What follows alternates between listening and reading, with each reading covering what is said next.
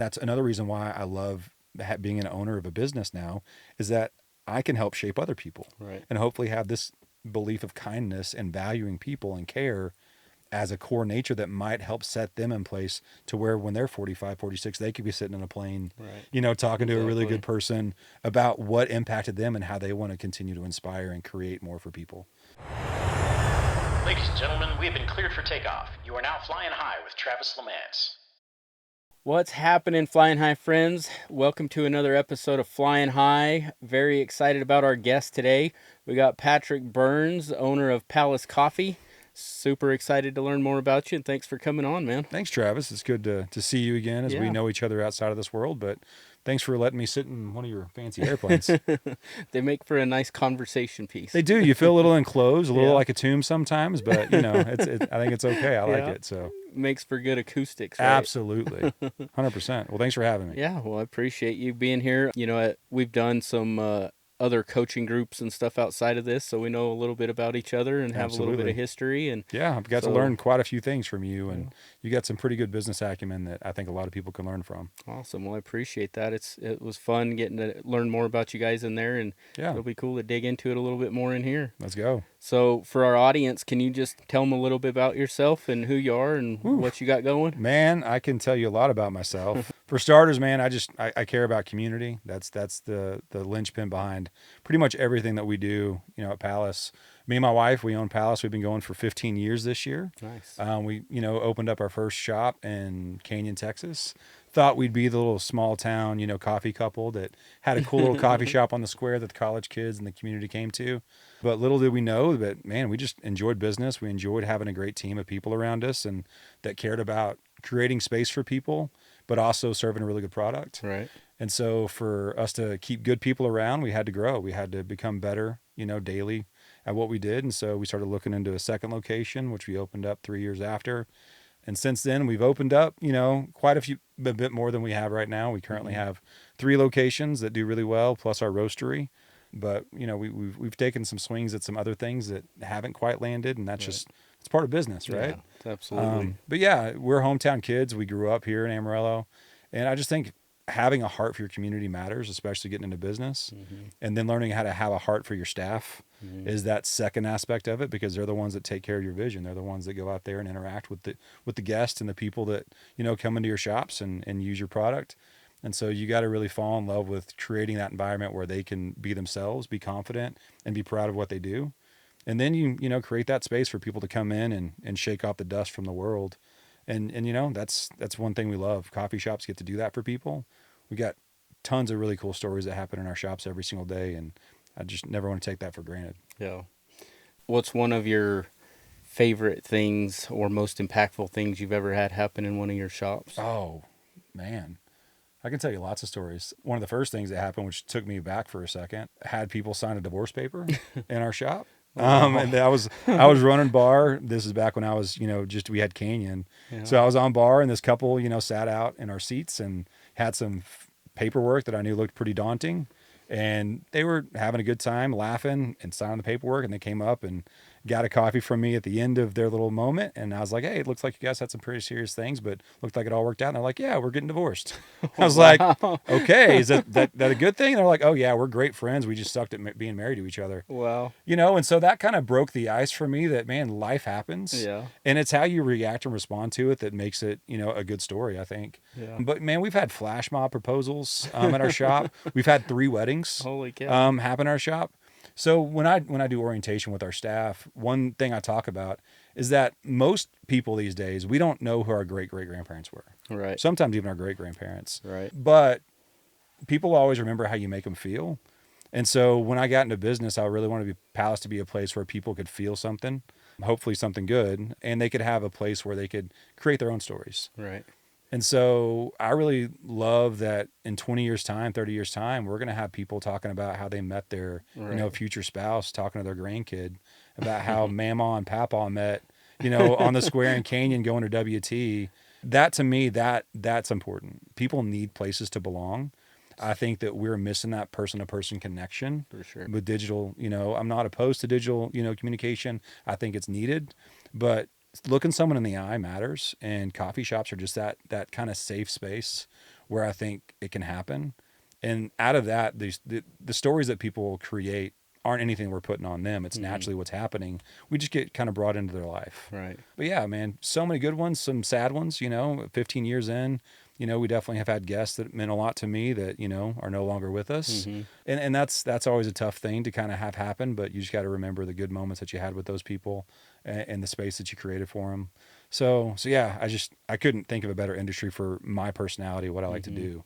And then creating a space for staff and for them to find themselves. Most of our staff, they're early 20s, Right. mid 20s, and I don't know if you remember what it was like in the early 20s and mid 20s. We don't know what the hell we're doing. We're just trying to figure it out. And so giving them that space to where they can be a little messy, Right. but help bring structure to them. And then just seeing that confidence build, and then you kind of send them off to their next thing. Man, one of our ex lead baristas, actually she was just shift lead. She's one of our lawyers now. She's our employment lawyer. She works here in town. And so it's really cool to kind of have that circular relationship too, to where they get to go out and do their own thing. And then you might be able to bring it back into your fold. So That's crazy. yeah, it's cool. Started off, imagine she was probably going to college or something at exactly that time. right. and Yep. Full circle all the way around it, now being your lawyer, huh? Yeah, and she married one of our, other baristas who became one of my roasters, and now he's in accounting. And you never know, if we keep growing and I need a full-time accountant, might want to bring him into the fold too. So it's just it's cool to see people succeed. Not that we had a big hand in it, but I know that we at least had a place to provide for them to grow. Providing the environment that allows people to feel comfortable enough to keep coming back and create those traditions and be involved in that is a huge part of it. 100%, man. I love Kind of it. like the modern day taverns, Yeah. where everyone gathers and has community and builds traditions. And Yep, that's what coffee shops have been around for a long time. You just start looking at the history of coffee shops from the 1600s on. There's a lot of talk that the Great Enlightenment wouldn't have happened without coffee shops, because people were going to taverns and pubs and Right. having a beverage that maybe clouded the mind. for sure. And then you start to have coffee shops pop up, and right around that same time you start to get more scientific thought, you get more philosophy, you get more looks at the way different governments are run. Right. And so I think that Europe sobered up around coffee shops. Some revolutions were planned at coffee shops. The French Revolution was famously planned at a few different coffee shops around France. The Green Dragon, which was a pub and coffee shop in colonial America, that's where a lot of the American Revolution was talked about too. So Right. Things still happen in our coffee shops, which is great, and they're a low barrier for people to jump into. And so the exciting things that we get to do now is we get to help people love their communities and open up their own coffee shops. That's cool. We're not looking to expand our brand to open up more shops of our brand, but if I can find someone that really cares, that loves our community, we can teach them how to do coffee. Right. So Where did the name Palace come from, and where did you guys got some cool marketing? I like the black and white and the Thanks. cool logo and all that. You guys, the black got it and white going came on. from because we were cheap and had no money when we first started, and it's I get way it, yeah. easier to Two-color, print yeah. a two color than it is a full color. I ran into So that was mindful of me back in the day. But where the name comes from is that we found the building that our original shop's in on the square in Canyon. It was built in 1906. Okay. It was the Smith building. It was the original mercantile, and upstairs was the original land office. And then in 1912, it got renovated and became the Palace Hotel. Oh, okay. And it ran as the Palace Hotel from 1912 to 1960. It was kind of the preeminent hotel where people came to stay in Canyon specifically. Charles Goodnight would stay at the Palace whenever he was in town. He would do his business meetings in the lobby. And so there's a lot of history in that building. And I'm someone that just loves history. I love old buildings. I hate that we're such a modern society that we don't go in and respect our past. And so when we found that building, the last thing that was in there was a Dollar General. It was vacant for 6 years. The floors rolled, literally. There were dead bats on the ground. And me and my wife walk in with the owner of the building, and I just look at her and I'm like, this is perfect. And she thought I had lost my mind. She's like, what do you mean? I'm like, you can't see it? Crystal did, or Yeah. the realtor? No. Oh, okay. Yeah. The owner of the building, he was excited to get someone in there that wanted to do something. And so she thought I lost my mind. And I'm like, no, you got to see the bones here. You got to see what this can become. The fact that so many stories have already been lived in this building, we get to come and put our own spin on it. And so to me, it was really important. Me and Crystal both, we went to Canyon Independent School District. We were from Randall. And so we were Amarillo kids that were a part of Canyon by proxy. And because I wasn't a Canyon kid, I thought it was really important that I tipped my hat to the history of Canyon. I wasn't coming in there to be an outsider trying to take from that community. I wanted to be not seen as an outsider, but someone that was adjacent that was coming to give back. And so the easiest thing I felt like I could do for marketing and also just to pay tribute to the community was take that name and bring it back to life because it meant something. Right. You know, I talked to a lot of the old timers that were around when we first opened 15 years ago, and they told me stories about the Palace Hotel. Some of them weren't the best stories. I mean, it definitely became a rumor that was a house of ill repute toward the end of its life, and that the judge in town ran it. Yeah. And so when it shut down in 1960, Palace Hotel was no more, so the name died. Right. And honestly, the hotel's still set up upstairs. Really. I would love to get that building fully one day underneath us and to be able to open a hotel back up on top of the coffee shop. But that's a dream that I still got to, put a lot of work towards. Are we going to run a real hotel or a red light hotel? Oh, no, this would be a real one. We don't want to have the hourly rates.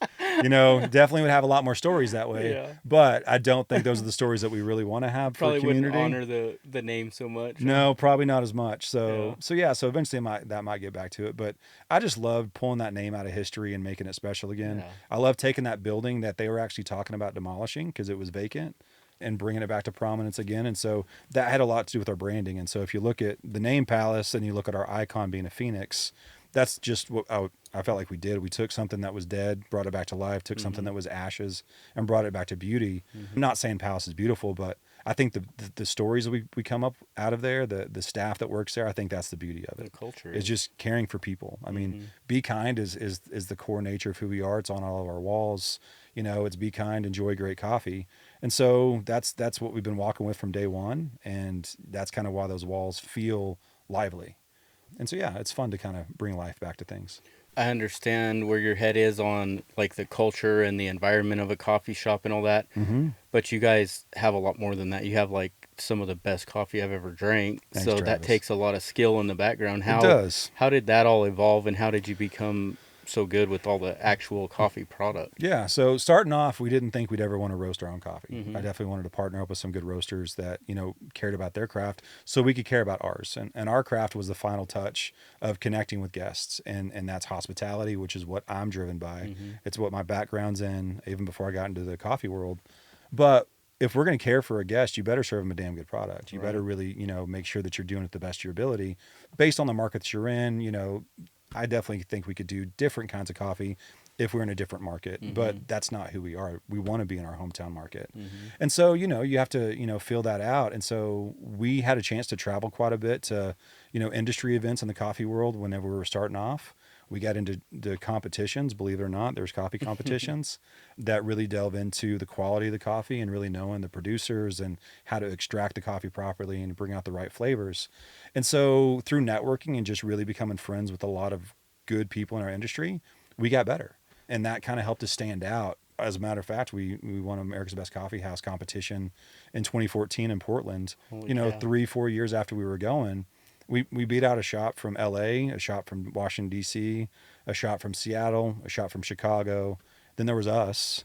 And everyone was like, where's Amarillo? Yeah. Or it was actually, where's Canyon? Because at that point, we had Canyon and Amarillo. And they were like, is that outside of Austin? It's like, no, we're in the middle of the panhandle of Texas. People drive through and they don't stop. And it's a shame because there's a lot of great things in smaller markets that deserve people to come and kind of stand up and go, wait, this is not what I thought at all. Yeah.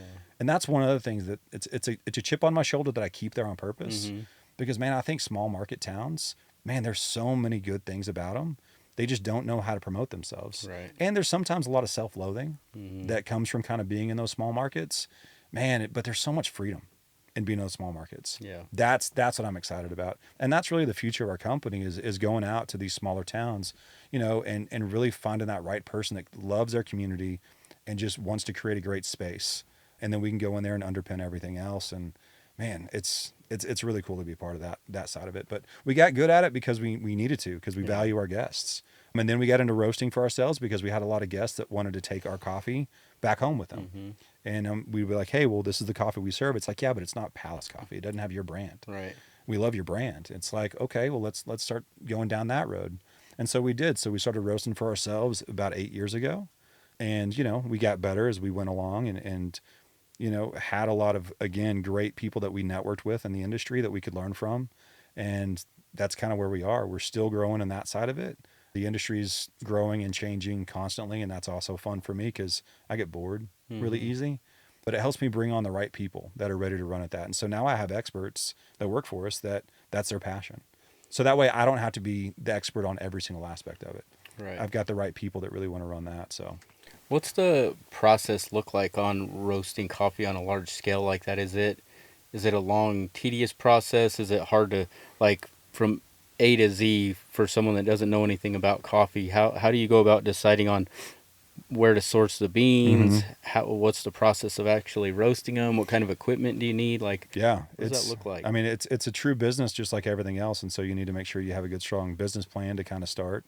And so know, first of all, your vision, who you want to be, what kind of coffee roaster you want to be, and your price point where you think that, there's a sticky, spot where either there's a missing area that you could fit into, or you have a passion for a style of product that you want to go after.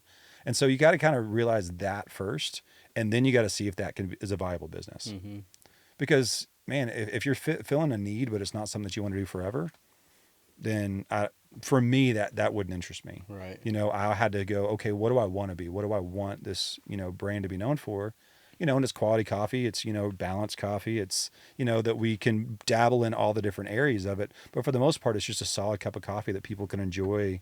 And then we have a few other different lines if they want to, get into a really fancy coffee. We have our crown jewels. We actually do a dark roast that I think is one of the best dark roasts in the industry. And now dark roast isn't my style personally, but I love dark roast drinkers because they're drinking coffee for what they like. And so I'm going to honor that. I love decaf drinkers, which I know sounds really odd in the industry. But for me, a decaf drinker, I'm going to pull in the best decaf I can for the price of what I feel like they can pay for it because they're drinking coffee for flavor. They're not drinking it for caffeine. Right. And so this whole death before decaf movement and all that stuff, I think it's silly. Yeah. Because it's just another guest that you're missing out on if you don't try to offer them quality. Right. And so that's kind of where we live now is, man, our hospitality, like I would put our ability to read people and care for people up against any other industry. Right. And so I had to make sure that our coffee line equals that because that's two parts of our mantra. It's being kind, which is our hospitality life, and it's enjoying great coffee. You're serving great coffee from an internal perspective. And so those two things can't falter. Like I can't have one above the other. Yeah. And I did an interview a while back where people asked me a question about, what percent do you focus on that's coffee? What percent do you focus on that's people? And for a long time, I thought we're 50-50. We're exactly on that knife's edge. Right. But then I changed my thought on that. And we're 100% about people. And by being 100% about people, you're going to get really good at your product. Makes sense. Because you're valuing that person and their wallet and what they're investing into you. And so you better, step up and make sure that they get their money's worth out of it. It's a good way to look at it for sure, that you're in the coffee business and I'm in private aviation, and it holds true in both markets. It's all about the experience and the product delivery, and you have to be all about the people and making sure you're serving the people to make successful on either one of those. 100%. And then follow up with them and create relationships with them, to whatever degree they want that relationship. That's what's fun, man. That's what being an entrepreneur is about. Because then we get to inspire people to, maybe they don't want to do aviation, they don't want to do coffee, but they have something else they want to do. For sure. They have a comedy club they want to run, or they have, something else that's out there that they can still learn from what we do, but they find their own spin on it. And then you get to just see someone take light, man, it's so cool. I love entrepreneurs. It's awesome. Some people shouldn't do it though. Yeah. Some people shouldn't do it, and they should do the work ahead of time because it will crush them. Yeah. But then there's some weird people like us that, man, it brings so much life. Yeah. It's way harder than a lot of people try to portray it, and they try to make it romantic and it's easy. Not sexy. No, it's sleepless nights. And It's hard relationships. It's hard conversations. Yeah. It's learning how to lean into conflict in a healthy way. It's learning more about yourself and where your buttons are. Yeah. And because let's be honest, we can harm people. For sure. When we have that much power as an owner of a business, we can potentially be the damaging part of it because we're not healthy ourselves. And so for me, that's a higher calling as far as owning something or being an entrepreneur, because we got to make sure that we're set in a good place first. So then we can be the best version to support our teams. Because I thought being an entrepreneur, it was going to be the best thing for me because I'm a terrible employee. Yeah, me too. I don't want to work for someone else. I have ideas, I have vision, I have passion, and I want to go see if it can work. And so I was always fighting it every time I worked for someone else until I finally got to this idea of like, I just got to work for myself. And so I thought, cool, I won't have any bosses. Now you got a lot of bosses. Now I have 55 bosses Yeah. that work for me that Yeah. I've got to make sure are taken care of. Now, the good thing is I've got one hell of a team Yeah. of people that know what they're doing, that have been raised into their roles, and now they're doing the same thing. There's a great quote out there, you're not a true leader until you create a leader that creates a leader. And that's where we are as a company right now. I mean, Nice. I've got some of these guys and girls that started working for us at 18 years old. And as a matter of fact, our director of retail, he's 28, 29 now. And I mean, he started with me 8-9 years ago. And now he runs our entire retail side of the company. It's fun to watch, isn't it? 100%. Who would have known that? It's fulfilling. Yeah, my director of coffee is coming back after a year absence. He went to go do something else, and he starts back on March 2nd with me. Again, another 18-year-old kid that, man, is just talented. And now he's going to come back and help run the other side of the company, the coffee side and equipment side with me. And they're just, being proud's one thing, but these are whole ass adult people that could have made so many different decisions in our life, and they allowed us to have a portion of their time, and they believed in what we do and how we do it enough to be shaped by that. And they don't want to leave. They want to stick around because they want to do that for the next group. That's cool. I think expectations around being a business owner and an entrepreneur drags the most discipline out of me personally, that far more than it ever would have if I was just an employee somewhere. 'Cause Yeah. I have to filter every decision through how that's going to affect all these employees and those employees' families and these customers and all this. So I'm like you, I like new things and trying new things. And so anytime I get some harebrained idea that I normally would have just impulsively acted on, that probably would have been detrimental or self-sabotaging, the requirement for me to pause and consider how it's going to affect all those people has made me a lot more stable human than I would otherwise be. And it's not being cautious, it's being mindful. Yeah. And for me, like, honestly, I still have a hard time of kind of self-editing. I really have lots of fun ideas all the time, including in the industry, but also a lot of outside things that have nothing to do with what I do for a living. I just like coming up with ideas. And my wife, whenever she came into the company full time about 10 years ago, she was the one that brought structure to everything. And really about 5 years ago, our staff, while we have a great staff, a lot of times we felt unstable because we were always chasing after not new things. We weren't chasing trends, but I always wanted to become better. I'm always trying to enhance what we do or make just one little tweak here and there. But when you're constantly tweaking the ground underneath people, they get unsteady. And so she had to have a hard conversation with me, which she has every right as a co-owner in the company, to say, listen, you're kind of part of the problem. While you've helped create all these really cool ideas and these things that we do, because you have so many, we don't know which ones to focus on first. And so therefore we're not doing any of them well. And so you've got to learn how to slow down because you're hurting people. And man, that was a hard truth to take, but it was the honest thing I needed around me. Sure. And so now the benefit of being in this company is that we've built up the structure around me to where I have some good, safeguards around me, and they're great people that ask me the right questions at the right time to make sure that we can accurately go after what we need to do and not get distracted. We call them half-built bridges around here. Half-built bridges. Yeah, it was Alex Hermosi is the first person I heard it from. I don't know if it's an original to him, but he's the one I heard it from. And he talks about how people spend all this time and energy and capital into building this great new idea, and you get about halfway built, and then you go, oh wait, this one would be more fun, and then you go and half build this one, and you go, oh wait, and then you look up and you're like, where's all my money? Why are my people burnt out? What? And you look around and you got all these worthless half built bridges everywhere. Nothing to completion at all. And I'm guilty of that. I look up, and same as you, my wife's the one that brings structure to the business, and she's like, what about this thing we started? What about this thing? And they call out your bullshit on it, and you just got to be like, hey, you're right. Yeah. We spent $50,000 building half a bridge that's now worthless until we finish it. So, okay, let's go finish building all these before we start a new one, and then stay focused on getting that one to completion and make it a viable, usable thing. And then that makes the employees a lot happier and calmer because they got to see the end result of that. And you don't just have loose capital tied up in things everywhere. So yeah, and you just got a bunch of just raw materials sitting out there that's not being put to use, and so that's a waste of materials. I love the half-built bridge idea, but I'm going to give you some more credit on something that we learned from you. I'm pretty sure I can give you full credit on it. is we started doing VBIs, vision, build, implement. I'm pretty sure that came from you, right? And you might have talked about this on your podcast before, but it's revolutionized the way that we do all of our big decisions. And we even do small VBIs, you know, on things that don't seem as consequential, but it just helps you slow down enough to really think things through. And so I get to be the guy that has the vision. Like that's my seat in the company as CEO, is I get to kind of dream, and it's great. But then I have to take that dream and actually put it on paper. So it's like a business plan within your own business that's already operating. And that'll slow you down enough to really make sure you're asking yourself the right questions. So you can do that alone. But then you present that to your team. And they have every right to ask every question that could rip that to shreds. Yep. Now, the good news is the people that I'm around and around me, they're not doing anything that is cruel. They're doing it out of kindness. They're doing it because they're trying to protect me or protect the business or protect themselves or evaluate this to see if we need to move forward with it to make us better. Right. But then once it goes to the build stage, I can dabble in that a little bit and throw a few ideas out there. But then I've got a team that's really good at building shit. Right. And then when it comes to implementation and then evaluation, so really it's a VBIE if you really look at it, because you got to have your 30-day, 60-day, 90-day evaluation period. And you're also ripcord that if we got to get out of this, we got to be okay to do that too.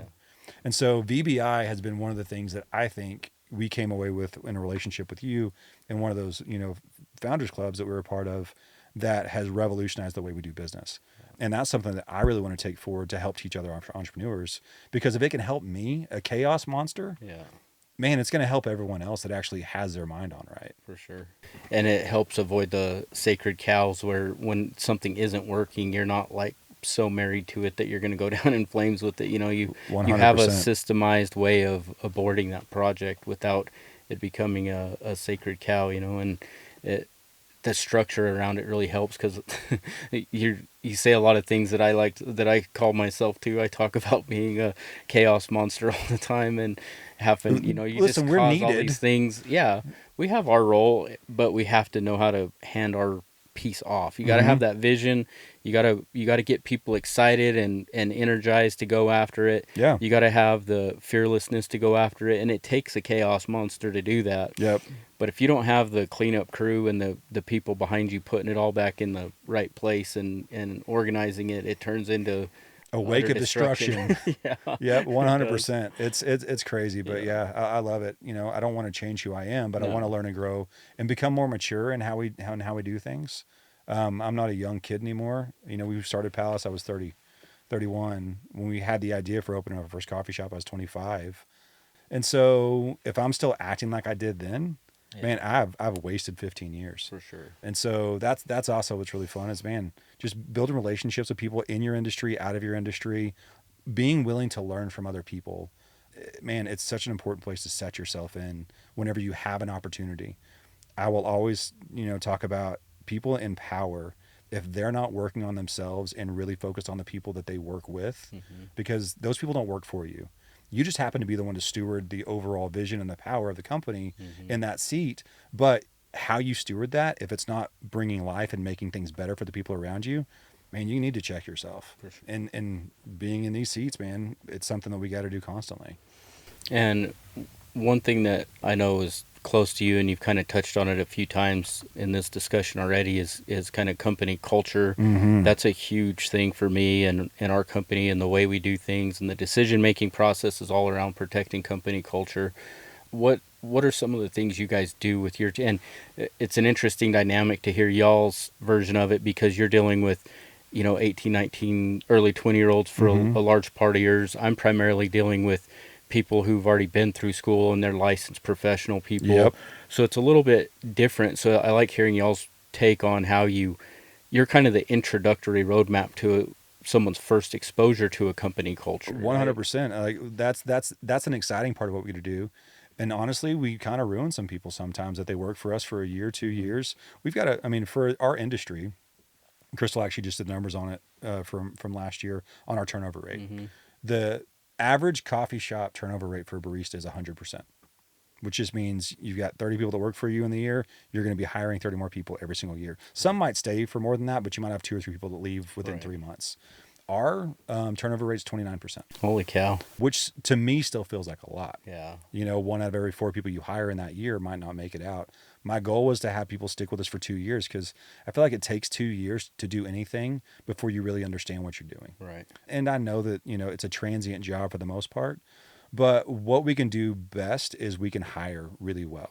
And our team does that. They know our needs, they know our culture, and so they really look to hire a good culture fit first. And then once you do that, you've got to set the stage, and orientation is a major part of how you tell your story. You need people to buy into it. And I think both of us probably have the same gifting of being a galvanizer, of being able to share things and get people excited. But then you have to have the people around that back it up. And it's like, hey, this wasn't just a pep rally to get you excited about working here. Let's actually talk to some people that have worked here for a while, and how they put their hand to this and made it theirs. And so then they get to then start working with the rest of our team and seeing that. But we have a slow train process for us. We've done it a lot of different ways. And in the industry, on average, it's sink or swim.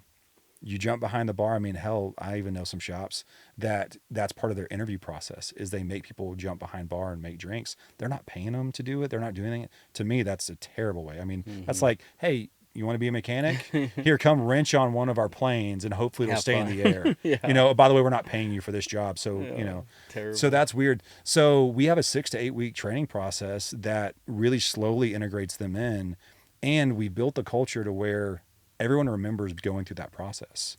We don't quick, do any shortcuts. We don't make it quick, because they need to know what they do matters, because they're interacting with people on a daily basis. And because of how strong our company's built around guest relationships and hospitality, they've got to feel that organically themselves coming in. One of the things I talk about in orientation is, listen, our job is to make you as comfortable as possible so you can become confident with what you do. So if you're not comfortable coming to work, we got to talk about what's making you uncomfortable. Not saying we're going to safeguard and make everything, perfect for you, but you might have some legitimate things of like, oh man, I'm not comfortable because of this. Cool. Let's give you some more training here. If it's, you're not comfortable making drinks, if you're not comfortable on register, if you're not comfortable doing our hospitality walkouts, whatever, let's work on you longer, because we hired you for a reason. We don't hire mistakes. Now, does everyone last? No, but we saw something in you that we felt we could benefit from, or we felt like you could benefit from us as well. And so if you can keep your focus on your people, and then you also make it challenging enough to where it's not just coast mode, that they work, man. Like, they work hard. They emotional labor alone of connecting with people, that's a big component of what we do. But the physical aspect of, picking up gallons of milk over and over, repetitive motions, pulling shots, going to the back and restocking, cleaning bathrooms, all the stuff it takes to run a coffee shop that people don't think about. They just think, oh, you used to hang out and make coffee and talk to people all day. That's what Crystal thought my job was until she got into it full time. She's like, oh, you deal with all this stuff, huh? And it's like, yeah, we got a lot going on. So I think that's how we go about our culture, is we really focus on just the individual, and we make them feel like they are needed there. Because if they feel like it's just a number, if they feel like they're just a cog in a system, man, they can go do that so many other places. I need their best because our guests need their best. That's how we build a brand that's going to make a difference. And I'm a big believer in, you make the employee feel valued, and you get them to the point where they understand their contribution and how their contribution affects the company. Then they go out and they take better care of the client and give a better client experience than anyone else. And so the client keeps coming back, and that takes care of the company, and then the company takes care of me. 100%.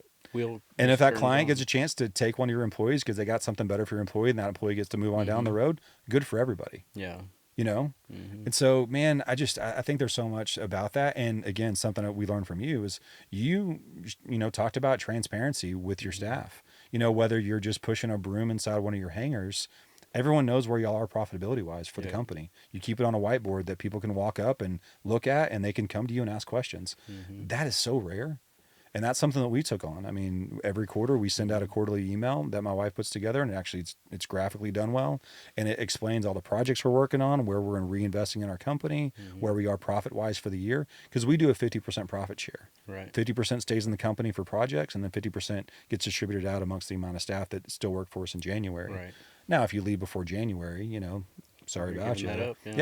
And we spread it out based on tenure, based on responsibility, things like that. But they all have a stake in it. Mm-hmm. So if they can pay attention to breakage and we don't break near as many things or waste, or, this guest really loves, this coffee, man, I'm just going to mention, hey, how are you brewing coffee at home? Right. Because we know you brew coffee at home. Right. Have you ever thought about brewing our coffee? Did you know we have subscriptions? Like just a natural, it's not selling. Yeah. It's sharing what we do with people that actually enjoy what we do. Yeah. And then they get to choose if that is something they want or not.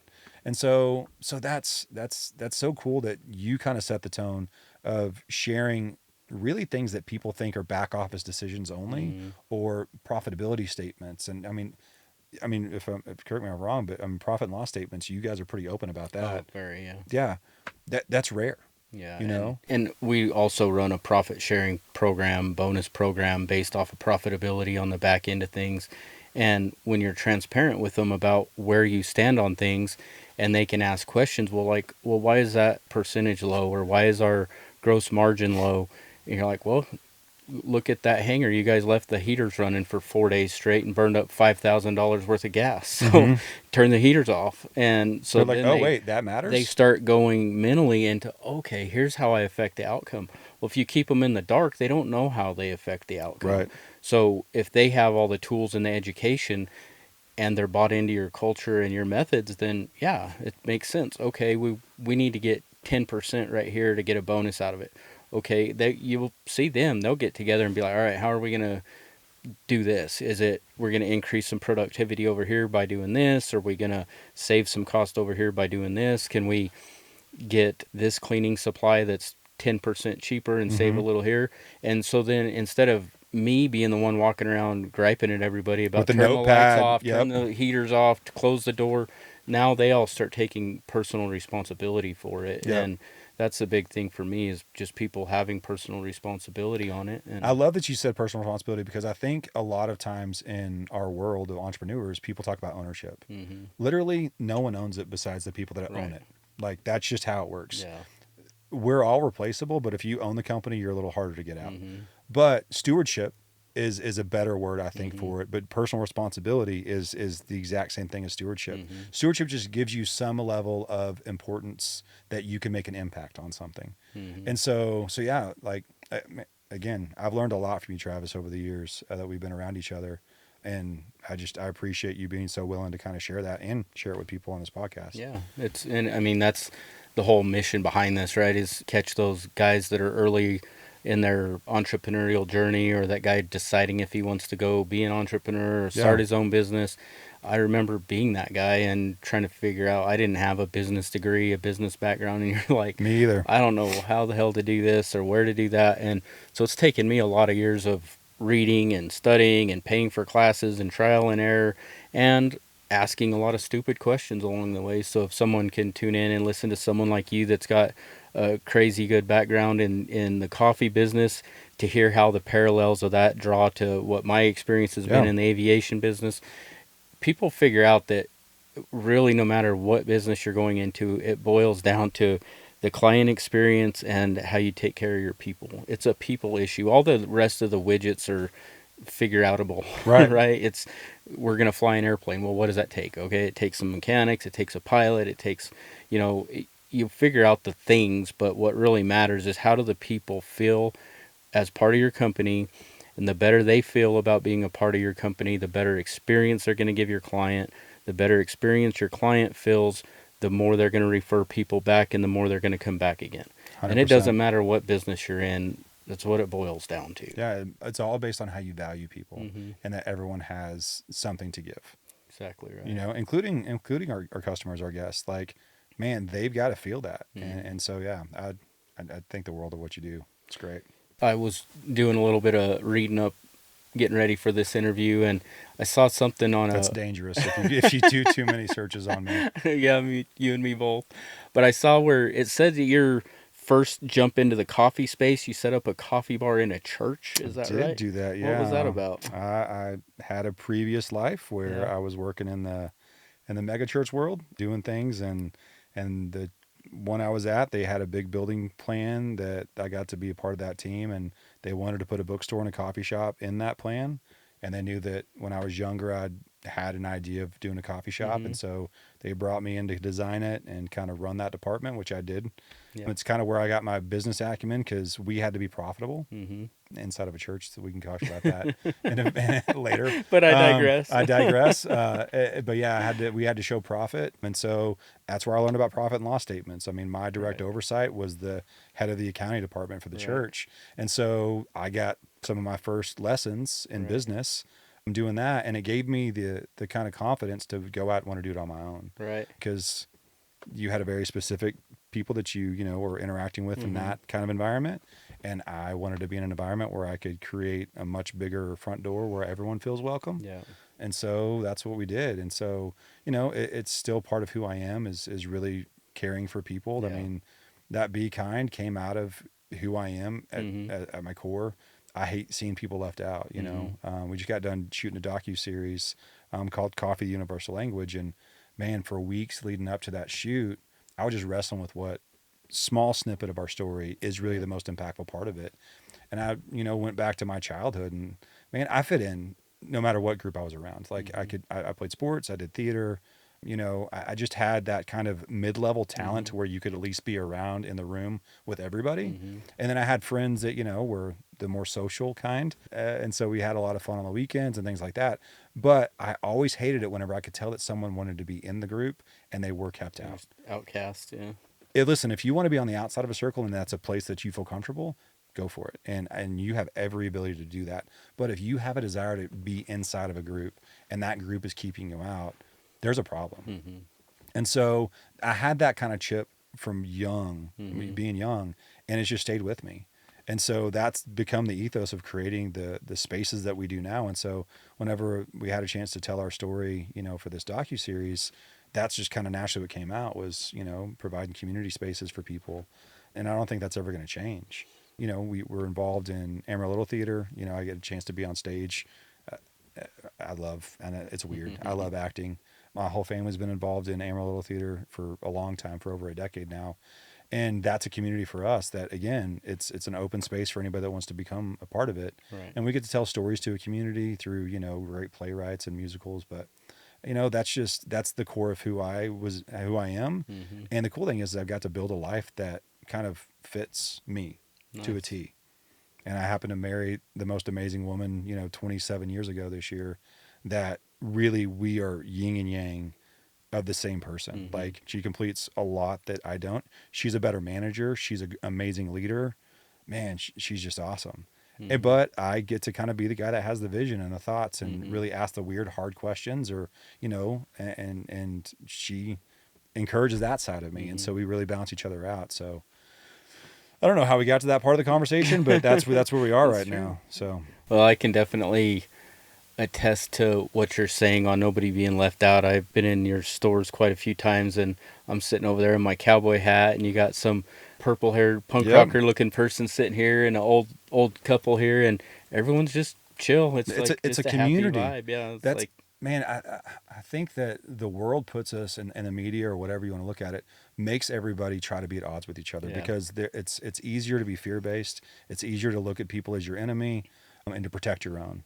Man, but when you truly are a community, if you truly can respect people for who they are and their decisions they make, and as long as we have a core set of ethics and values, man, you want those people in your room. You want to see who they are, because, man, they add so much richness to life.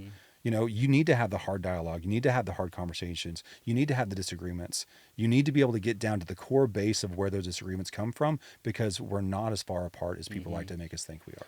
Well, and that's, growing up, grew up in a small town, very isolated, no travel. Where did you grow up? Because I thought it was Vegas, Nevada. Is it Las Vegas? Nevada. Northern Reno, Nevada. Okay. yeah. Okay. So I was right. Yeah. You were Nevada. So Yeah. okay. Yeah, Northern Nevada. And then, but you grow up in a small community like that. You hear all the things, and all the people in this part of the world are this way, and the people in this part of the world. So when I first started traveling, I had a little apprehension about going to certain we have places, biases against things. I'm like, well, I've heard these people over here are this way, and now I've traveled all over the world. I've traveled all over the United States, spent significant amount of time all over the place, and it is all bullshit.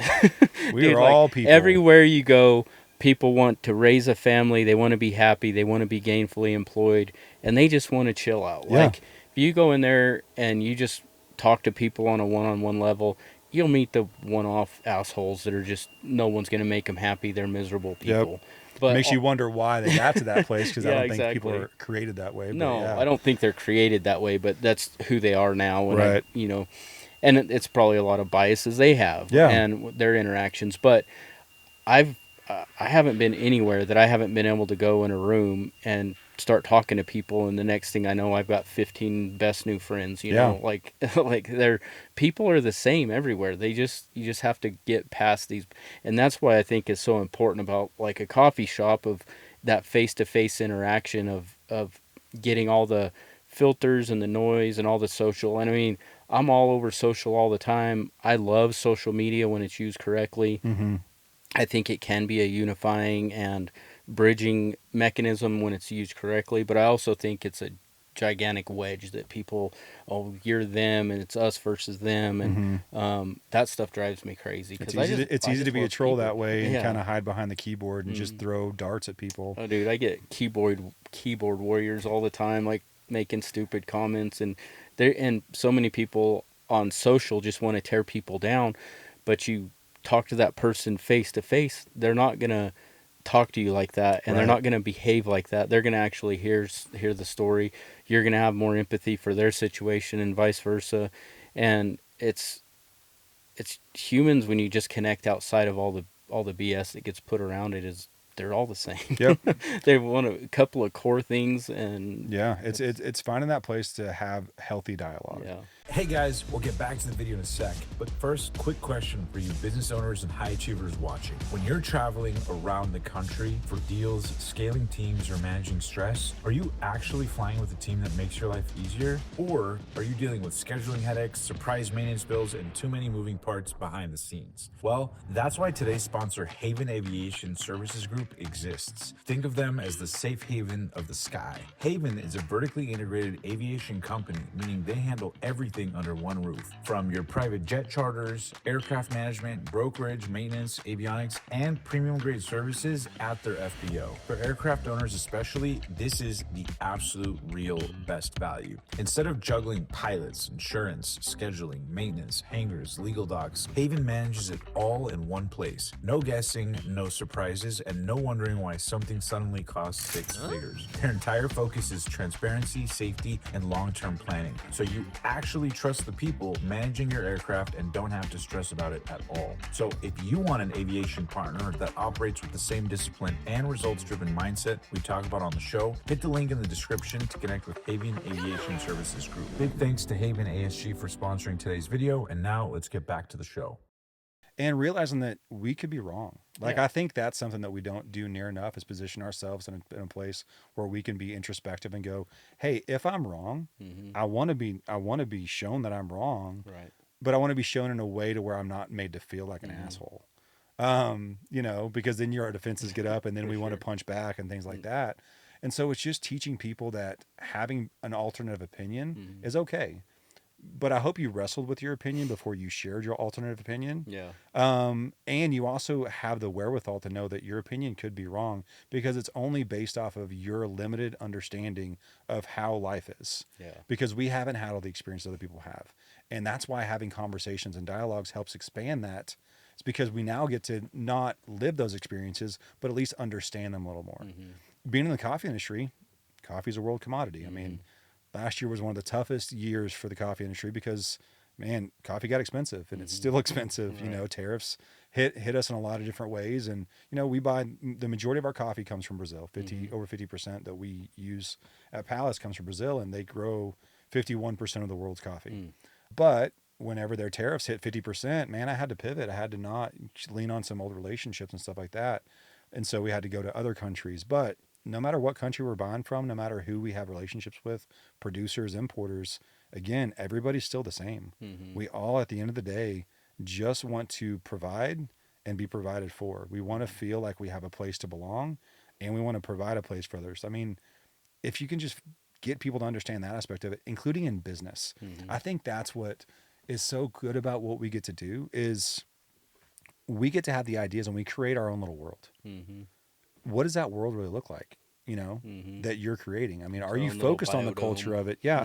Mm-hmm. Or are you doing it to where these people are working for you Mm-hmm. to make your life better and they're just laborers? Mm-hmm. No, they need to be, cared for. Mm-hmm. And so I'm excited to see more people become entrepreneurs with the right heart behind it and not lose who they were, why they wanted to get into it, if that makes Mm-hmm. sense. It does. I had, talking about being able to have our own differences and our own opinion and still knowing the other person's still a good person just Yeah. because they disagree with you. I had a dad fail moment the other day. My daughter, she's 12. We got into something and I don't even remember the premise of what started the conversation, but we were very much in disagreement of this thing, and she's got some friend that's telling her these things about some political stuff, and my opinion is very opposite on this. Mm-hmm. And finally she said something to the effect of, well, I can't. I asked her, I said, well, why don't you feel like you can just talk to me about it? And she said, because I disagree with you. And I was like, wait, you feel like you can't talk to me about it just because I'm going to disagree with your opinion on it? And she's like, well, yeah. And I'm like, no, no, no, no. I said, that's exactly when we need to talk about it. I Yep. said, and I said, just because you disagree doesn't make you bad, and Mm-hmm. just because I disagree doesn't make me right. It Right. doesn't. It's not like that. But you have to know that you can come talk to me, even if or you have some premonition, or you think you know what I'm going to have an opinion of it on. I said, but it really struck me that she had the takeaway that she couldn't talk to me about it because she thought I was going to disagree with it. And Yeah. it was a good opportunity to kind of reset the stage with her and be like, no, no, that's when we need to talk about it and have those harder conversations. And we don't have to agree at the end of that conversation. I said, there's going to be a lot of times when your opinion ain't going to change and mine ain't going to change. Yeah. I know you're not a bad person. I'm not a bad That's person. where I have to walk it's just away. where we're at. Yeah, respecting each other. Yeah. That's where the respect comes into it. I think that we as a society have created through social media and things like that our echo chambers. Mm-hmm. And we stay in areas where we are or around like-minded people for 90% of it. And then the 10% we, live in society, and so we have to interact it. But we watch the news networks that, fill our bias Mm-hmm. up. We read the books that fill our biases up, all that kind of stuff. We really need to become a better society at laying things more open and allowing ourselves to be challenged without vilifying the person that's on the other side of the screen, on the other side of the table. And that's, I think, the respect aspect that we're missing so much. Man, politics aside, there's so much better when you see bipartisan or people coming together from different aspects of it, because that's when you get a better, well thought out product. Mm-hmm. I want people listen, I don't work bar anymore. Mm-hmm. Going back to just the work aspect of it. And so if I have a really great idea for this really great drink that I think would work for our coffee side of things, it would elevate things, but it doesn't work with the bar flow that we have set up, and I just force it on them, or they don't feel comfortable that they can come and tell me no, man, I can completely screw up years of work that we've Right. done to create this thing all for one idea because I'm not willing to have the conversation and be proven wrong. So yeah, I think learning how to respect each other, giving people room, and not wanting to live in an echo chamber is a good way that we can kind of help hopefully inspire people to have more conversations. Yeah. And to me, I have a few ethical boundaries, if you want to call it that, where if those get crossed, hey, I'm not going to have anything to do with this That's person. fair. And but inside of that, I like the diversity of opinion as long as it's within my personal Yeah. ethical realms, and Yep. I think everyone's going to have that. I think so too. I think that I have a weird way of thinking about this. Maybe people agree with it or they don't. I think ethics, is a broad ranging aspect. Then I think you have a value set that a community lives in. Then I think you have your own personal morals. For sure. The problem is that we like to inverse it, and people are trying to put their morals out there for an entire, not even a community, but everyone has to live that fit into my morals. But that's a personal decision that you get to make. Now, ethically, that's where the law should be built, and that's where the boundaries should be set to protect yourself for the most part. And so, yeah, if we can, drill down into, hey, we might disagree morally about this thing. We might come up from very different points, but let's now dig up to the value set. So why is your value set that way? and let me tell you about my value set. And then let's get to the ethics behind it. Mm-hmm. And then we can live in that world. And then I think we can get a lot more things done. Yeah. If we can have those kind of conversations. We're also adults, man. Mm-hmm. We should need to be adults. And Some of them are. Yeah. Some of them just have some age on them. Yeah. And I think that's the way you're talking about the ethics and then the values and then the morals, I think is what determines your rings of proximity, of closeness, Oh, if yeah. you will. Like, I'm not going to be married to somebody that I don't morally agree with. Yeah. But I don't have to morally agree with you to go and enjoy your coffee. Not at all. As long as you're not out breaking these ethical boundaries. Yep. Hey, we can go hang out and I can drink your coffee and we can talk about the moral stuff too, Yeah. and figure out, I'm not trying to change anyone's mind about things. Yeah. I'm just kind of sharing who I am and why I have the belief set that I do, So Yeah, and I think that's just where it sets your proximity of how close or how intimate of a relationship you're going to have with somebody. I think Absolutely. is what it kind of sets up the concentric rings of proximity to me with those boundaries that you talked about. And I think a lot of people think it's one ring and you're either in or out, and Yep. I don't think that's what a good boring way to live Yeah. life when you're It's just constantly terrible. looking for people not to be a part Yeah. in your orbit. Yeah. People crazy. fascinate me. Like, like it really, like every day you get to Yeah. get up and you get to interact with people that have completely different lives. Like the concept of Sonder, which, it baffles me that there's billions of people on the planet and they all have their own thing that they're going through in that moment. And who are we to think about ourselves only and not realize the amount of life, hardships, joy, things that are happening around us all the time? Right. Man, if we could get out of our own way, if we can get out of our own head and realize the beauty of people Mm-hmm. and life and celebrate hard with people Mm-hmm. and grieve big when that needs to happen, Mm-hmm. God, I think that we could actually create some good energy and make some differences out there, regardless if we have some disagreements, Right. Philosophically on things or religiously on things. But when you can put yourself in that position to where you love humanity for humanity's sake because of what we can do, whether it's in business, whether it's in your marriages and partnerships, man, I hate seeing people that dog on partnerships and marriages. Man, I wouldn't be who I am without my partner. I love being a dad. And seeing people that don't want to have kids, that's cool if that's what they want, but I want it to be because they really don't want it, Right. not because they're scared of it. Yeah. Man, being a parent, it's been one of the best joys I have in life. Being an entrepreneur, it's right up there with it, but it doesn't compare. Mm-hmm. Because man, I got to raise these kids from nothing, and we were poor together, and we had dance parties and gunfights and hide and go seek in the dark in Right. a 1,000-square-foot house, and we had a blast doing Yeah. that. Some of the funnest times. Huh? Absolutely, man. It's what those core memories you can't recreate. You just got to make them happen in the moment. But that comes from being in the moment and being an okay person with that. So anyway, I can get off on a bunch of tangents. I don't know if this actually I fits like into it. your script or not, but hey. There's no script, man. It's just good conversation is all we're after, and this is great. Yeah.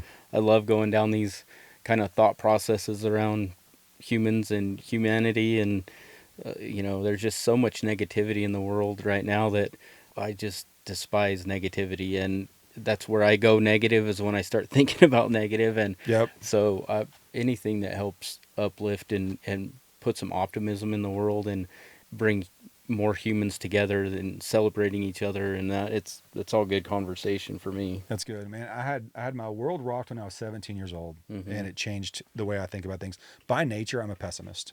I mean, Really? I'm a Zennial, that weird crossover at Gen X to millennial time period.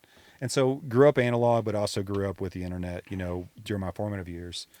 And so, man, Gen X, we're just, that part of me is just angsty. Yeah. Right. I mean, just, man, we had to do everything ourselves. We were latchkey kids. Our parents had 2 jobs. We wanted to be adults before we were adults. Right. And we kind of put ourselves in that mode. I'm aging you. I'm thinking we're close to the same age, Yeah. but you. We're right around the same. Okay, I'm good. 45 right now. Okay, I'm so, 46. yeah. Okay. So we kind of have that whole thing. And so one of my first jobs I had was working in a mall. I worked in a clothing store, and it had a broad range of clothes. And when things came off of freight, if you said something negative about it, the very next meeting you had to go and find 3 pieces that complimented it and figure out what kind of guest would actually wear that.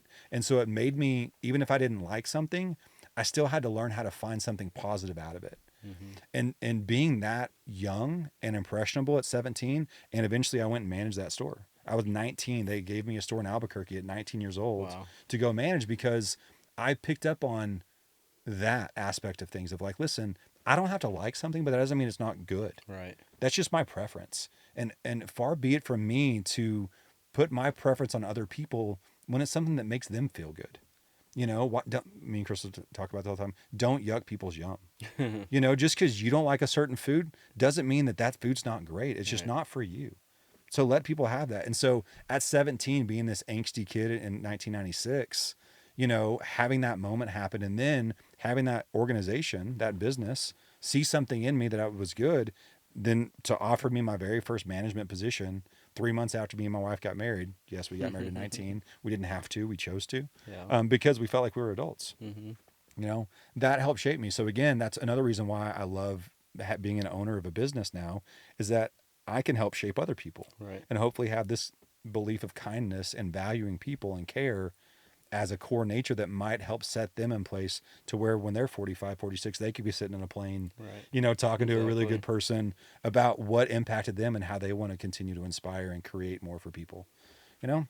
So I never thought that would be a part of my story at 17, but it definitely impacted me. I mean, hell, man, that's a long time ago. It's 29 years, but I'm grateful for it. You're just the right age to appreciate Jinkos. Man, we sold so many Jinkos. That was not my style. So it was the buckle. So man, I was, you know, Lucky and Doc Martin and that kind of look. But when those, you know, skunks came in, or those, you know, 50-inch bombers, you know, and those skate kids, I couldn't just trash them because it made that person feel comfortable and confident in who they were. And so one fun story I used to always tell people when I would hire them, like, listen, you don't know the outfit that you're helping that person put together and how it's going to make them feel. Right. So your job is to help them feel as confident as they can, because they might be going on their first date with someone that night. And that first date could turn into something good if they're confident and they're not worried about not liking what they're wearing. If they feel like they look good. That person planted a negative seed in their head, and now they're going into it in a negative mind. So I get to go and help them have a positive thought about what they're getting into, and that could help set their entire day off, you know? And man, I'm a megalomaniac because I believe that one person can make a giant difference. It's true. And it all depends on how you position yourself. But the opposite's true, that you could also have a negative impact on someone too. So why not choose to try to do that in a positive way? That's funny. Yeah. The Jinkos, man, you called it out. They're back, you know. Yeah. Back to that story that I was telling you, where I had a dad fail with my daughter. That's what started it, honestly. Was we were in the mall, and she wanted these pants, and they were Jinkos, dude. They were not Jinkos, but they're Jinkos. Yep. And she's going on and on about one of them. I'm like, you're not getting those. And, well, why? I like them. They make me feel good. And I'm like, they look ridiculous. You're not getting them. And we're having this whole conversation. And then I'm like, you know what? When I was 15, 16, I was the dumbass wearing Jinkos with cowboy boots with purple hair with a cowboy hat. Like, man, talk about a confused little kid. We would have got along so well back then. I had burgundy hair. Yeah.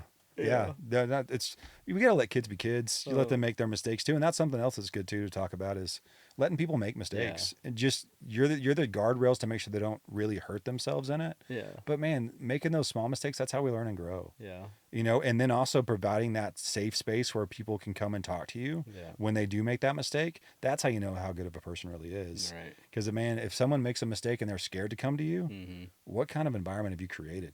Yeah, it's true. And you're probably not going to know who this is, but Rocker Steiner, he's a big bareback rider right now, super mega famous in the rodeo world right now. But he's pretty flamboyant and out there and has long hair and doesn't kind of fit the mold of what a professional rodeo guy should be. Yep. But he is so lovable and such a happy person, and everyone just, so if initially he collected all this hate and everyone hating on him, and he's just won everybody over just because genuine. he's such a huge who he is. Influential person, and I love watching the guy now, and he's just a great person. So he's overcame all these stereotypes in that world just by being a good, genuine human. And Yeah. it's It's crazy that sometimes people will never give you the benefit of the doubt until you have to have a longevity of proving that you're a good person Right. versus just valuing you from the get go. right. Hopefully we can change that over time. And man, it just makes the conversations better whenever you're not talking to the same person over and over and over. Yeah, and I think You it's know? a bit of a human defense mechanism, right? I think you're right. kind of protect our tribe, and we protect our values of what we think our tribe needs to survive, and we're just It's evolutionary territorial for apes, sure. you know? Yeah, that's 100% right. Yeah. But man, how much better could it be if, let's talk about this. We're in the panhandle of Texas. Yeah. The reason why we stand out here is because people come through and they're not expecting our style of coffee shop sure. to be in Amarillo. Mhm. And I hear that all the time. But what a shame Mm-hmm. that people think that, oh, this has to be, everything in this community has to be just like this, Right. because that's their bias against it, right? Mhm. But I would love for us to be able, I mean, Amarillo is a good sized community of Mhm. 206, 210,000 people, you know, rodeo and, country life. That's a big part of who we are in nature. I mean, if you look at our branding, we're leaning into the fact that we're proud of being from the Panhandle. Mhm. I might not agree with everything in Texas, but I'm proud of being a Texan. I'm proud of a lot of aspects of things. Why aren't we becoming more welcoming to invite people into our experiences that we like? Like I grew up in Southwest Amarillo, so I was spent half my time in the country, on people's, ranches and, just there living by the train tracks and living in trailers, whatever it was. That's where I lived a lot of my life, but I also lived part of my life in the city. And so I got to live two different types of world. Dude, I would love it if people would open up their farms to actually teach about what being a farmer really is around Right. here, where we can get a younger generation to at least understand. They might not love it. They might not think it's the coolest thing in the world, but you might actually have some that go, wait, this is something I could do too. Mm-hmm. But they'll never know that there's things that they can do that help to create a community if they're not invited to it. And the only people that are invited to it are the ones that look just like the people that did it before. It's been fun, talking about all the social Yeah. stuff and the human things and those whole rabbit trails that we wind up going down. But those are always my favorite ones, right? Yep. They're, you always start these off with a preconceived notion of, hey, we're going to be talking about entrepreneurship and coffee and it meanders somewhere different. yeah. Yep. But I love those conversations, though. It's no different than what we're talking about, talking to people. You just never know where you're going to wind up. Yep. But what's, as far as Palace goes, what's the future looking like for you there? Yeah. Where you go from here? So we've got a weird, I think it's a weird concept. Like, we don't want to open more shops. Like, honestly, opening retail shops, it takes a lot of capital, and you got to staff it. And if you aren't there hands-on, it's hard to create that culture, especially if you're going to another community. And we get asked all the time, if we'd open a Palace, in Lubbock or in Dallas or in other markets. And we don't love those markets because we're not from there, that we're not of that community. And so really our future is trying to find those people that love their community and want to do what we do, and that we can go partner up with them. And so I call it a reverse franchise model, to where they don't get our branding as far as like have a Palace name. We want to help them build their brand, but they can utilize our branding within their brand, if that makes sense. We can co-brand on some stuff and would get like your systems and processes to help them get going. 100%. We want to create a group that whatever level they want to buy into, they get to be a part of. And so really what we're coming up with right now is that group model. So we started a roundtable discussion with some of our partners. We have about 30 wholesale partners right now across the nation, primarily here in Texas. We're getting our first shop opening up in Colorado that's partnering with us in the next few months. We got a shop out in Nashville that's doing great called Primitive. Their owner is from Canyon. He went to WT. He was one of my original, regulars back in the day, played open mic nights. And he ended up in Nashville and opened up a really cool shop. And so I've got like Collective Coffee in Wichita Falls. I've got these, what seemingly are disparate communities that don't really have a ton to do with each other, that we come to the table, and there's 8 of them right now that we meet every month and just talk for a few hours about, what are the struggles, what are they going through? We come and bring in teaching. And so we want to take that model and then expand it. And so most people open up coffee shops is because they love people. They want to host people well. They want to create hospitality, or they love coffee. But it's rare to find someone that understands the business aspect behind all that as well. How to understand financials and how to close out your year-end books. I mean, that was a big teaching we just did at our last roundtable that Crystal gave, which is like, hey, here's how you close out your year. Here's how to pay attention. Here's how to set goals for your following year that are achievable. And so we want to basically help coach on that level.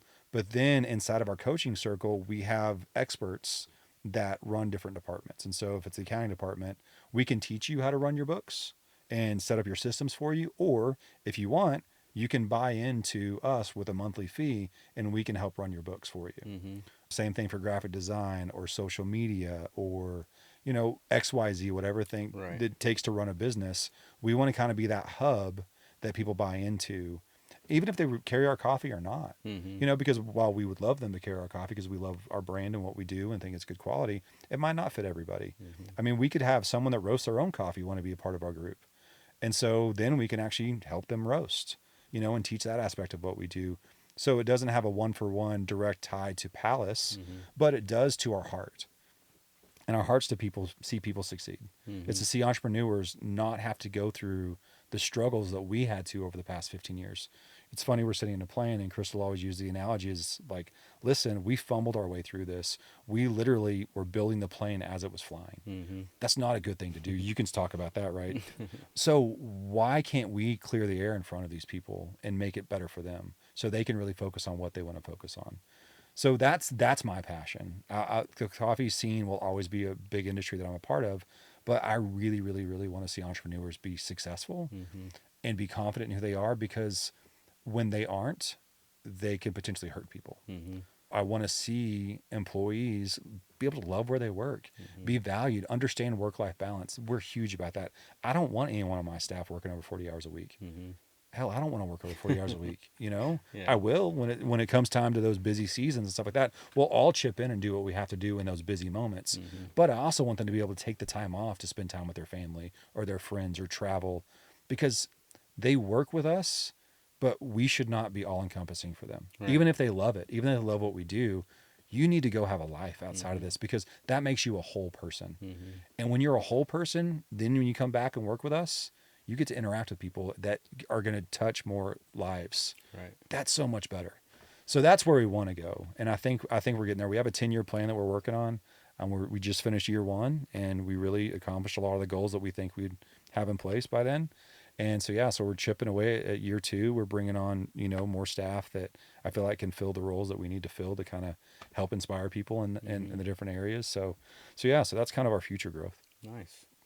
And that reverse franchise, that's an interesting way to look at it, though. But you're basically going to be the operations back office for all these people that have the passion for it, but not the technical acumen for it. Absolutely. And if they want to learn it, we want to teach it, and that's Mhm. part of it too. But if they don't, then hell, that's what we're there for. So, yeah. And a lot of them are probably be like, I don't want to do that if you'll go do Exactly. that. Let me make Yeah. drinks. Let me talk to people. Let me, you know, just Yeah. love on my community. And then Cool, we make got you. this successful. Yeah. Yeah. That's a really awesome idea, and coming from the place where you're not trying to figure out how to wring every bit of profit out of it to leave room for them to actually have a business of their own.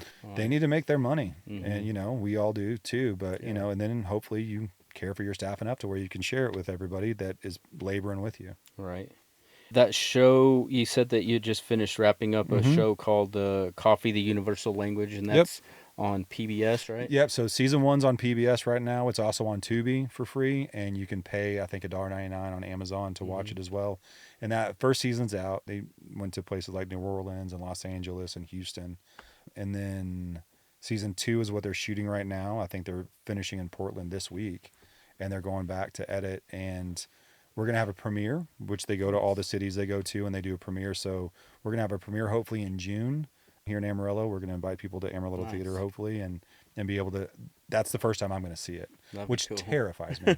Seeing that in a room full of people without knowing how I'm presenting myself is going to be crazy.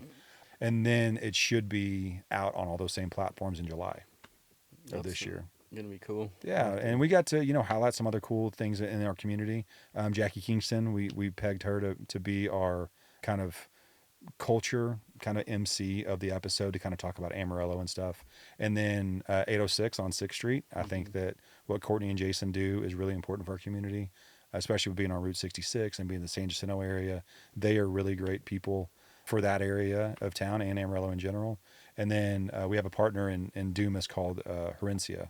And Joel is a great guy and has a great coffee, shop up there. And so they feature them as well. So there's a few of us that got featured in the docuseries, as well as Amarillo at whole. So we look forward to seeing that come out. I'll Yeah. have to watch it. I hope it's okay. It's going to be great. I'm confident. What advice would you give to someone hoping to start their own coffee shop? Ooh. Know why you're getting into it. Like, you need to wrestle with the why first. Mm-hmm.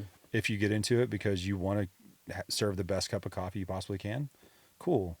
Now build out from there. How can you make that profitable enough to where you can be taken care of? Because as a business owner, you need to invest, but you also need to make a return, or else you're just spinning your wheels, and that's where burnout comes from.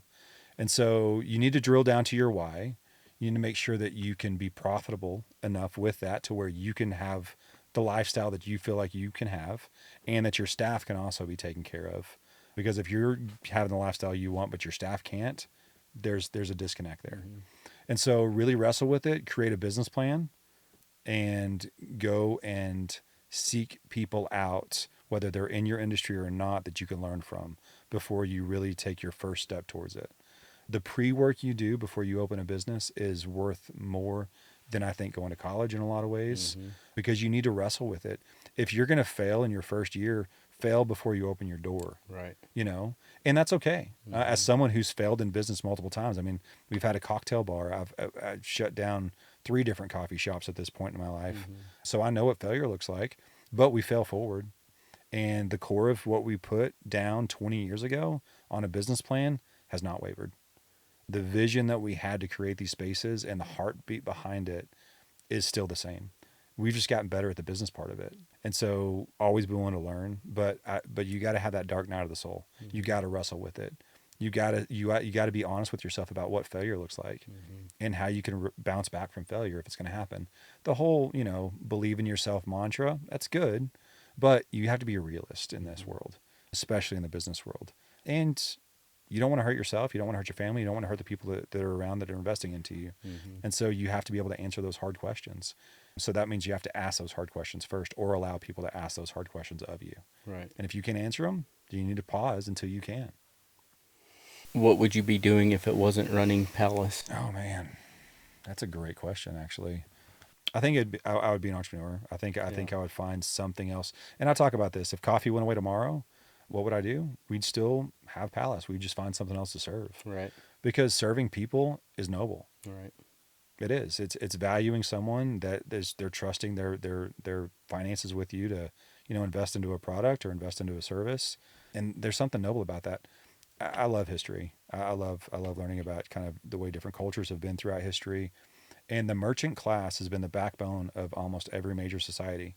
And, even though we have a royal name, Palace is, regal and all that kind of stuff, I believe in just the common, blue collar worker that, is actually putting their hand to something and serving something. And so I think I would still be doing something that serves people. Yeah. There's a nobility Just a to it. different widget. Absolutely. I would find my passion. I mean, I did wine before, I managed a restaurant, and we won a couple of Wine Spectator Award, while I was there, which was really cool. So I have the kind of background I can do a lot of things with, but coffee just makes the most sense because I get to interact with so many unique people in a very short amount of time. And I'm fascinated by that. And your regulars at a restaurant, they might come in once a week, but your regulars at a coffee shop sometimes are coming in twice a day. You really get to have a part of a rhythm with them. And that's just cool to just be around people in their rhythm. So I'm officially incredibly craving a blue bonnet right now. Nice. I'm glad. That's our number 2 seller. Man, the Honey Badger, is our number 1. Good. Blue Bonnet's number 2. We tweaked it over the past few months because we're always trying to enhance and make things better. So I hope you liked the blue bonnet. We did. We started using fruit infusions to Interesting. actually make our blueberry syrup now, and because we used a lot of, and we make our own syrups, and we use a lot of extract and just simple syrup recipes. But I always wanted to make the blue bonnet a little bit more unique, and so we brought in some fruit infusions of blueberry and started adding that to it, and everyone's loved it. So I'm glad you still do. I'm gonna have to go get me one tonight now. I'm not gonna survive the night without. That's fair enough. I would say let's take this thing up and see where you can take me right now, but see if we can go to Portland and check out another coffee shop. Yeah, go see some of our friends up there. So we're we get the joy of hanging out in the hangar and recording today instead of cruising to a far-flung destination. But And it's all good. It's cool to be in a hangar. You know, it's a live hangar. Yeah. Real live noises come around, and Yeah. so yeah, this is a great time. Anything else you want to cover that we haven't touched on? Anything Man, else I really, I've said it a few times, man, you have a really great business acumen to you, and you talk about things in a very common way, which I think is important in business. I think too often we can get lost in techno speak that make us feel better because it puts us on a pedestal. But man, you kick those pedestals over and you just stand firm footed on the ground and you talk to people, and your proof wins out. I mean, you're successful at what you do and you help people become successful to work for you. And man, I just sat in a room with you for 2 years and gleaned information that made our business better. So yeah, I just think that what you're doing matters, and I really appreciate you, you know, doing this in front of the world where people can just tune in and learn about who you are and what you do, and about us and entrepreneurs and what the lifestyle looks like. It's not rosy sometimes, you know, but God damn, I love it. Yeah, it's worth it. Yeah. It's not always easy, but it's always worth it. 100%. Yeah. Well, we sure appreciate you coming on and Yeah, being brother. a guest today That was great. and taking the time. Thank you guys for joining another episode of Flying High. Where can they come and find you? Just what's the best place for the audience to find you? To find me, I'm hidden away. So me and you're Crystal, Palace. yeah, I'm at Palace Coffee. You know, you can find me on Instagram, Patrick Burns 1, for my own personal stuff I got going on. But yeah, just swing by Palace. I'll be there. Primarily, I'm at the Wolfland location where the roastery is. That's the side of the company that I run. Crystal runs the retail side and the financials, and I get to run the coffee and marketing and vision of the company, which is a lot of fun for me. Nice. So yeah. Well, if you guys are in the Amarillo area or find yourself in the area, or you want to take your jet for a nice little, instead of a $100 hamburger, come get you a $100 coffee. And I definitely agree that Palace is one of the best coffees out there. Whenever you show up, get you a blue bonnet, you'll never have anything better. Yeah, it's a good one. Swing by our website, palacecoffee.co. If you brew your own coffee at home, you can pick up ours and even get a subscription where it just comes straight to your door. Fabulous. Yeah. Well, thank you. We'll catch you all on the next one. Ladies and gentlemen, we have been cleared for takeoff. You are now flying high with Travis Lamance.